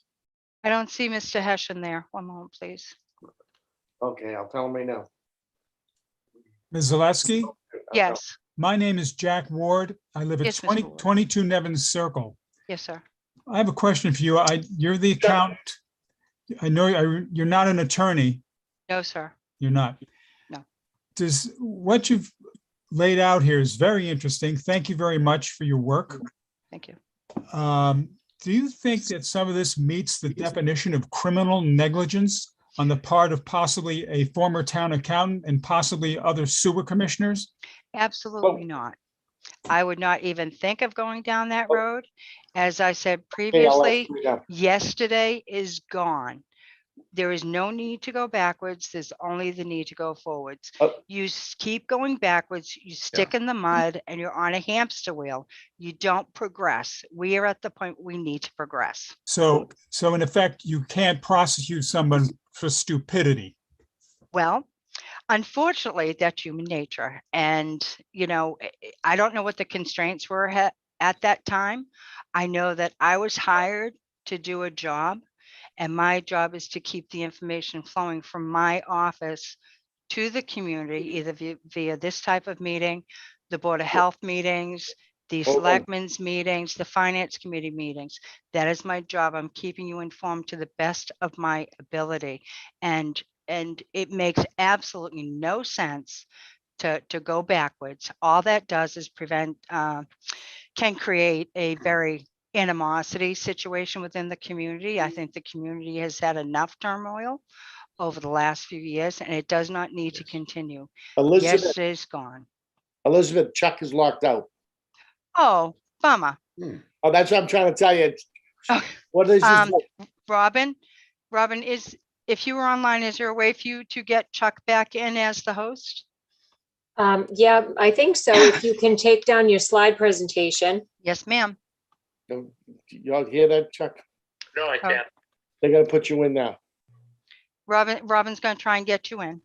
Robin, I'm gonna try. I can hear him, but I can't see him. Well, I think you can hear him off of Dan's cell phone. Yeah.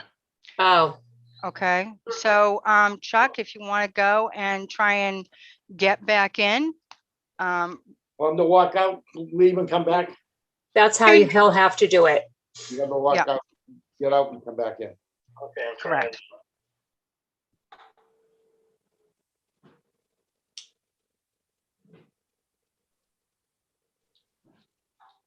Here I am babbling and the chair's not even here. I know. Sorry. Well, if I may, I'm a brand new commissioner, just sworn in today. And I realize Rockland is a town of modest means in some areas, obviously. So I think we all have to work together in addressing all the issues the town is facing. And I think we have to start with a clean slate and realize that, Rockland does have a lot of potential. There's a lot here, and there's definitely a population here that is very concerned about what happens in their town, which is great. You don't find this in a lot of other towns. So we are going to have to make some tough decisions in the future. Well, in the very near future, it looks like. So I also think we're going to have to work hard at finding outside funding for a lot of these major projects that are coming down the road. I'm certainly hoping some of that money that was in that infrastructure bill that the president signed on Monday might somehow filter down to the town of Rockland. Yeah, Rockland has had some issues in the past, and we're going to have more in the future in terms of meeting our obligations to the people who live here. But I think if we all work together with a positive attitude, that will certainly help. So that's my 2 cents worth. From my I'm dealing a Elizabeth, positive attitude or a negative attitude has nothing to do with the fact that we're going to be paying a lot of money. Oh, It's the taxpayers. well, I hear you. Tell Mary to hold off. Mary, We've been hold on. asked to hold on so All right. Mr. Hessian can get back in. Certainly. Is there anyone from RPS that can help me out? Chuck, go all the way out, if he can hear me. Go all the way out, go back into your agenda and click on the link for the agenda. Once you click on that link, okay, the meeting is in session. Robin should be able to let you in as the host.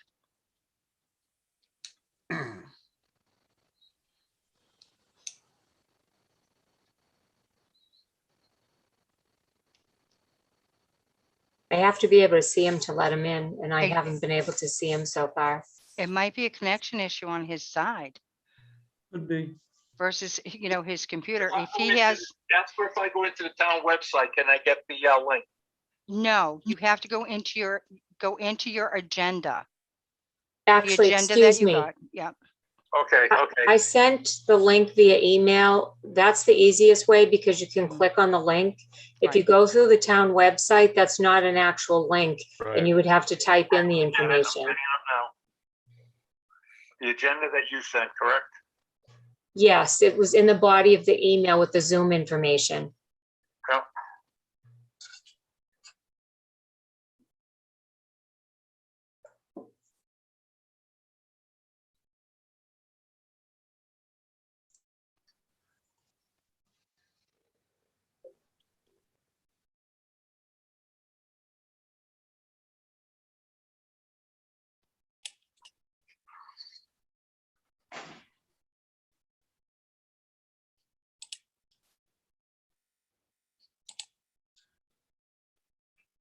Something's happening. Can't read this page.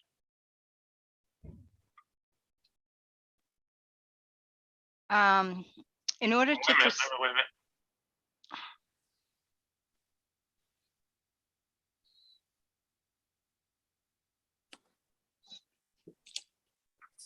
Oh, come on.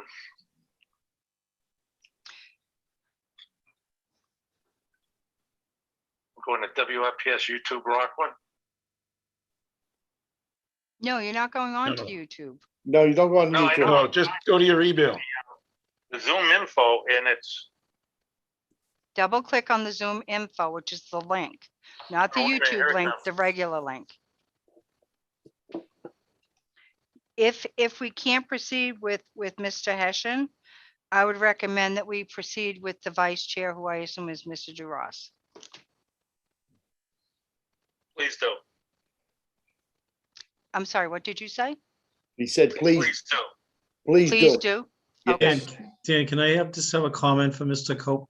Yes. Okay, Mr. Cope, my name is Patrick. I'm one of your neighbors, by the way. So I'll Yeah. just give you some advice. You know, you can take it or whatever you want with that, but just be open, non-hostile. And as you know, there's about 250 to 300 concerned citizens and growing. Mhm. So, and you know, most of us love our town. And most of us don't want to leave, and we live here for a reason. A lot of us have the opportunities to leave and we still don't. We want our children to stay here as well. So just be open to them. You know, people, when they want to ask you a question, no hostility. Mm. You know, please don't be suspicious of why we ask you questions. We're just asking you to educate us about what's going on. And, Yeah. you know, we have a huge concern. You see the signs everywhere. Sure. So, you know, we're all encouraged by the fact that you're there. You are appointed, but we're encouraged that you're there. Just be open and honest and non-hostile, please. And then Well, if we do yeah, have no, questions, certainly I will not be hostile in any way. And again, I like the fact that there are so many people who are concerned. there's a and lot of who are- us. There's And who are interested in what happens in their town. It's because of love because- of, it's Yeah, because of love of the town. yeah, You know, they really care about the town and they care about the resources and they care about what's going on around them and they want to keep what they have. You know, so most of us, there's hundreds of us actually, mhm, and we're growing. So, you know, it's only more and more every day. And there's nothing wrong with that. There's a perception, I think, at town hall, there's something wrong with concerned citizens, and there is nothing. It's love of town and to keep what we have. And we're proud that we live here. We really are. And we all want to stay here. So, and I know you live here now as well. Congratulations. You're not going to want to leave, Doug. I guarantee you, people I know that have lived here that have left regret that they left, if that makes any sense to you. It's not one of the richest towns, but it's one of the most secure towns. You feel safe here. And, you know, please, no hostility, just be open. And realize that when people come in at you, even if they seem upset, they're not upset with you, they're upset because they don't know. And an explanation would be great, a non-hostile explanation. sure. You know, they're not trying to hurt you, they're not trying to do anything bad, they just want an explanation out of you that would be reasonable to just an average Joe taxpayer in Rockland. And that's not what we've been getting, a lot of us. You know, I'm not pinpointing any individual person, but the overall tone has been very hostile to us. And, you know, unfortunately, it just makes our numbers grow even more. So, you know, we're very encouraged that you're there. So I want to congratulate you, just let you know where we're all coming from. And I speak for most of us, I believe. So, Yes. Mary, is that a yes? Yes, and I want to say that we do not have misconceptions about things. No, we And don't. that comes from a board that, Oh, you excuse me, can't speak at their meeting. if I may, this topic right now, I'm not your chairman, but this topic is not within the agenda. No, it's So- not. I'll If interrupt. That we is not can- part of this agenda. Yeah, Correct, she thank said you. yes.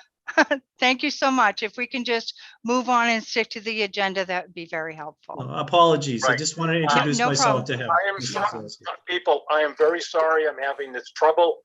I have no idea what is going on.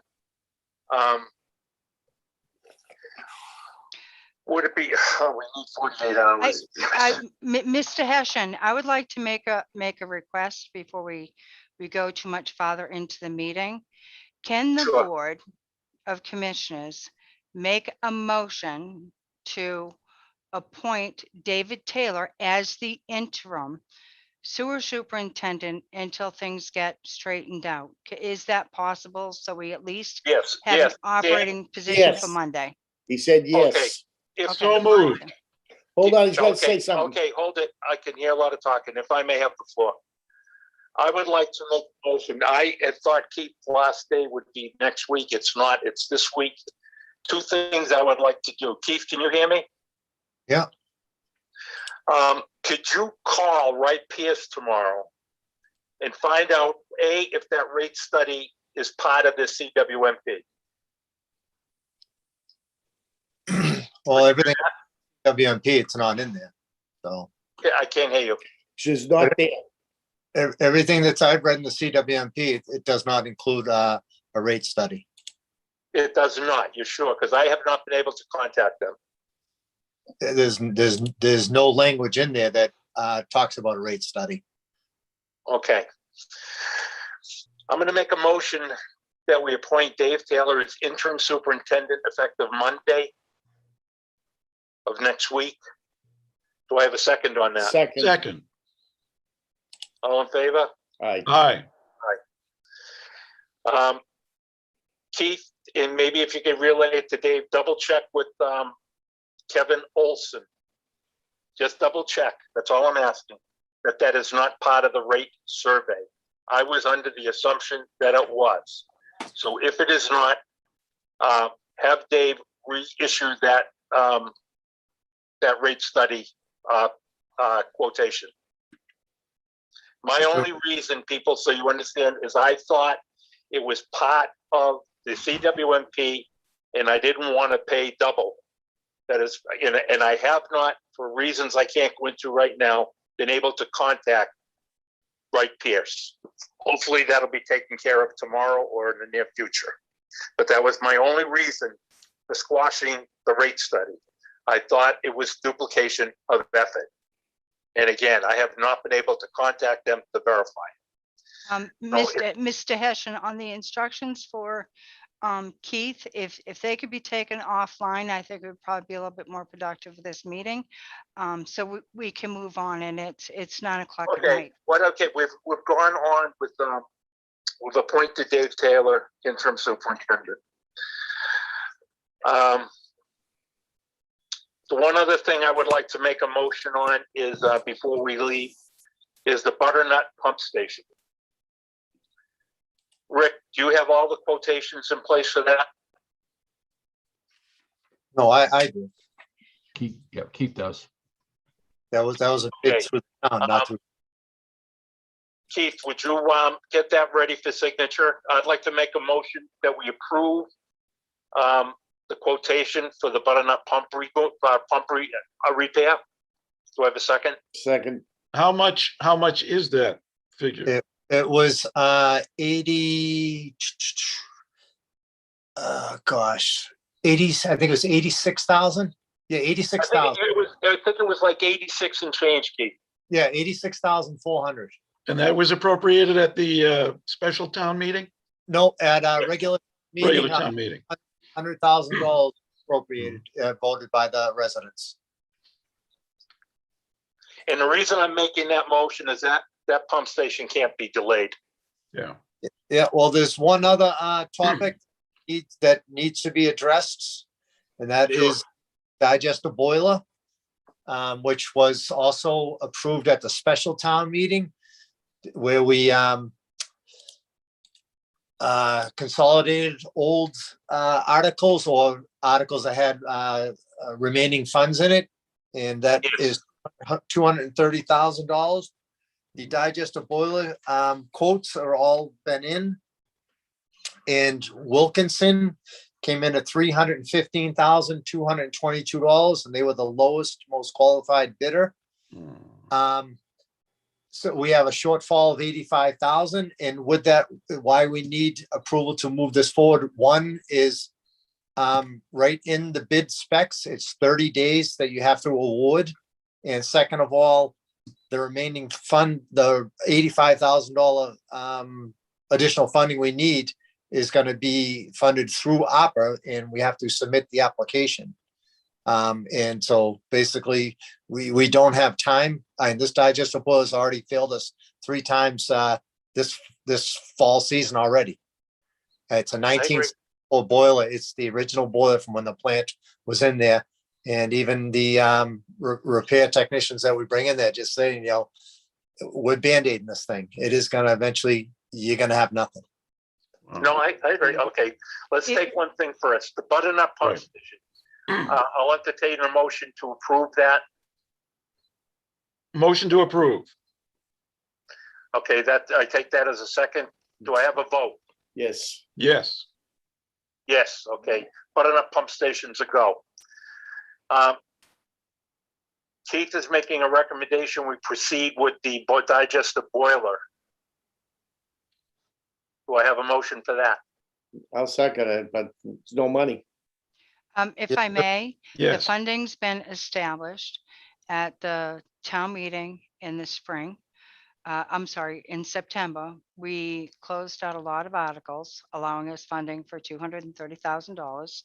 And on our schedule of infrastructure projects through the ARPA funding through the federal government, the balance of this is going to be requested $85,000. So there is no additional cost to the ratepayer. But in order for us to have this project approved by the government, I need to get that information in yesterday.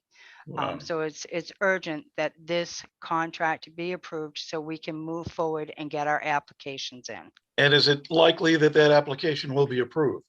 I have no doubt it will be approved. However, if we do not get the approval, then we do not continue with this project. I am 99% sure we will have that funding.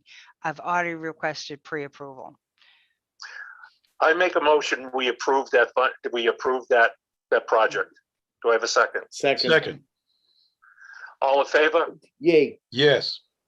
Yay. Let's go. Okay, let's go for it. Okay, and there is one more request that I will make tonight that I believe through the presentation showed its urgency.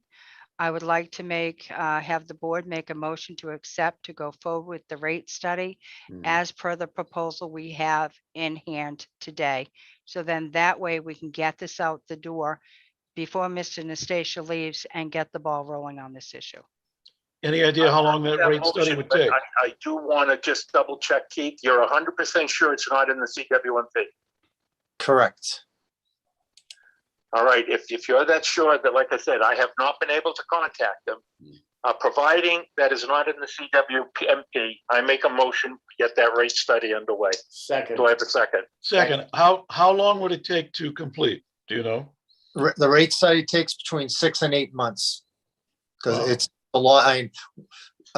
Elizabeth, myself, Robin, and Suez, we've compiled all the data they need. But it's a lot of it's not just taking our numbers and plugging them in and a salt shaker and out comes your recipe. It's a lot of things. They gotta compile all the capital projects, which I gave them estimates on that, and future funding, everything. It's not a simple task. It's very tedious.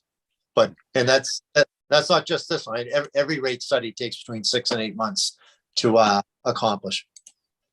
Keith, that would not interfere or conflict with anyone doing a CWMP, would it, in any way? Oh, no, not at all. Okay. Like I said, that, I take responsibility for that. I was not able to contact Right Bears to confirm that.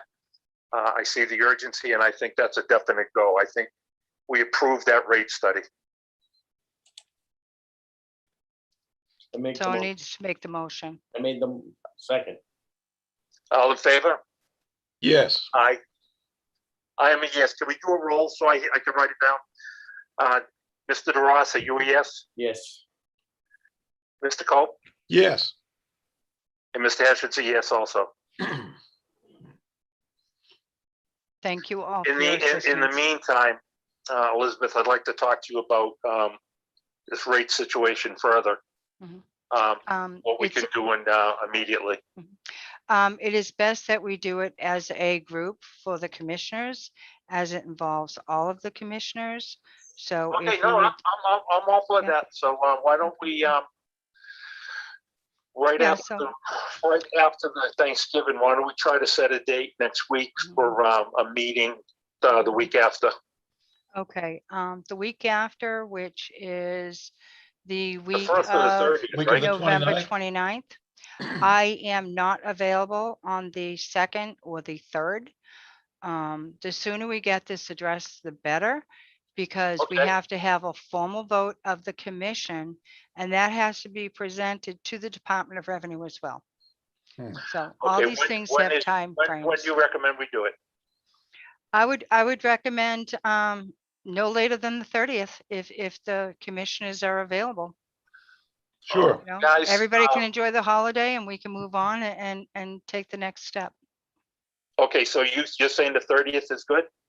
I would say the 30th is good. I would like this would be in my opinion, and this would be a commissioner and more of an executive type meeting to discuss Okay, rates, Elizabeth, etc. would that be? Well, what's the reason going into executive session? Because there's only 10 reasons. Mary, Well, I didn't say executive session, okay?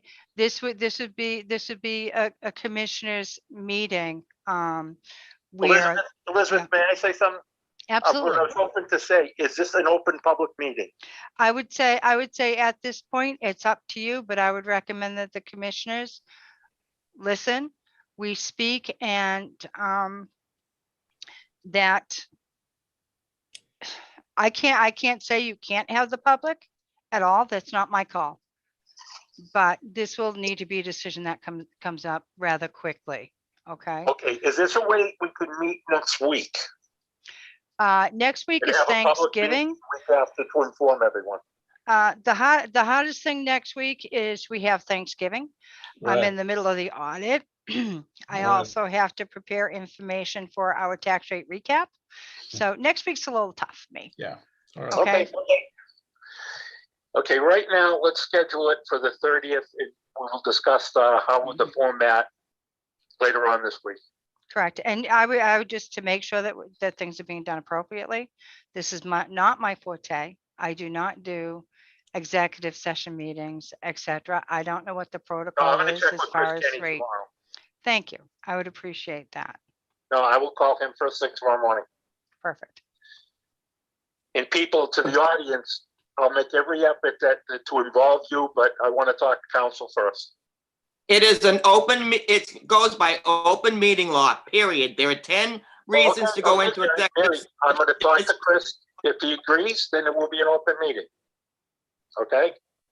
Let me hear all sides first. This is very awkward doing this on a cell phone. Correct. With that said, where are we on the agenda? Okay, we've approved butternut, correct? Yes. You're at Okay. your EPA update, monthly update from the sewer superintendent. Okay, what we're gonna do is we're gonna let's skip over the EPA update right now. We'll table that. Superintendent update. As you guys, everyone knows, he's leaving. Things just didn't work out. And again, I believe it was just a clash of personalities. I take responsibility but everything is, like I said, things are a two-way street. I wish Keith, I wish you all the best of luck in Holbrook. Wish things were different, but I don't know what to say. But with that, can you give us a quick update? What's been going on this month? Well, this month, like I said, let's see, I got, well, we did the boiler, we did the butternut pump station, and the rate study. Those are the three biggest things that needed to be done. I finished the year-end report. So, whoever is in the seat, and, it's gonna be Dave for the time being, that they're not gonna be left, having a scramble. I mean, so it's gonna be, a lot of the reporting is all completed, middle. And, as far as, Contacts for Dave? That's oh, upcoming? it's all, everything is there. I gave him my personal cell phone. If he needs anything, I'll be more than willing to help out. We call it. I appreciate that, Keith. Yeah, and as far as other than that, so we did a lot of aggressive I&I work that was in areas that were outside of the AECOM's study, and we attacked, and we made some substantial impacts, and it's even in the year-end report. It shows we had 20 more inches of rain than we did last year, and our flows went down. So we made progress. Rick, do you have anything to add? Again, I know it's getting late in the evening, and the big thing is, and we've been talking about I&I and flow.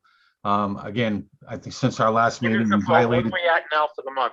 Okay, for the month of November, we're hovering right around 3.4. For September, we violated September at a 3.1. We violated October at 3.2. And for everyone that doesn't know, our permit is 2.5 million gallons per day. So, as Suez is your contract operator, we're doing the best that we can. Whatever comes down that pipe. Have. I mean, you always have. Yep. And it's a credit to you and your crew, the way things have gone at that plant without Right. failing. I mean, I try to tell you guys every month what a great job you're doing, and I mean that sincerely. No, and again, I appreciate that, Chuck, and the board for giving us the confidence. And again, we're willing to work with the town, help the town out in any way that that you need from us. With Okay. Keith leaving, it's a big hit on me. Keith and I had a very good working relationship, and again, I've worked with Dave in the past as an interim, and we'll continue down that road. Okay. With that said, we can put everything else back on the agenda for next week and next month. I'd like to continue this I&I discussion next month, and that will also be on the agenda for the next meeting. Will be December 15th. Oh, by the way, that's the 16th. It's Thursday, the 16th. Wait a minute. Yep, you're right. The 16th. Yeah. Okay. Yeah. Yeah, that is Thursday. Okay. Yeah. With that, I'll entertain a motion to end the meeting. Second. All in favor? Aye. Aye. Ladies and gentlemen, I'm very sorry, and I'll be putting out something shortly. Thank you All very right. much. Thank you, everybody. Thank you. Thank you. Thank you. And good luck to Keith in his new job. Absolutely. Huh? Wishing Keith a good luck. Oh, yeah. Keith, Yeah, good luck. I did. I do wish him the best. Yeah. Oh, come on.